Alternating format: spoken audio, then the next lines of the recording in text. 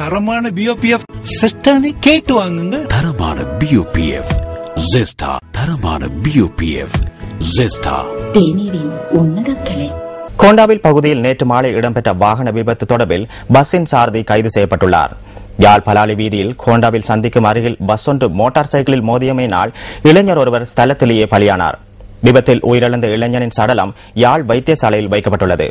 விபத்து தொடர்பான மேலதிக விசாரணைகளை கோப்பாய் போலீசார் முன்னெடுத்து வருகின்றனர்.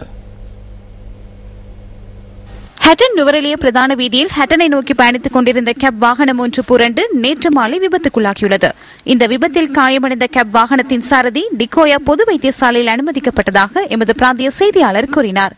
இதேவேளை புலனறுவை அரலகாங்விலவிலிருந்து எல்லைவெவ ஊடாக கதிர்வெல நோக்கி பயணித்த இலங்கை போக்குவரத்து சபைக்கு சொந்தமான பஸ் ஒன்று ஆற்றிற்குள் விழுந்துள்ளது. இந்த சந்தர்ப்பத்தில் பஸ்ஸில் 3 பயணித்துள்ளதுடன் அவர்களில் ஒருவர் காயமடைந்துள்ளதாக எமது பிராந்திய செய்தியாளர் கூறினார். ரத்தினபுரி குறிவிட்ட நோக்கி பயணித்த கேப் ஒன்று வேகத்தை கட்டுப்படுத்த முடியாத விபத்துக்குள்ளாகியுள்ளது. குறித்த கேப் முச்சக்கர வண்டி ஒன்றுடனும் வர்த்தக நிலையம் ஒன்றுடனும் மோதி பள்ளத்தில் வீழ்ந்துள்ளதாக எமது பிராந்திய செய்தியாளர் குறிப்பிட்டார். இந்த விபத்தில் கேப்பில் இருந்த 2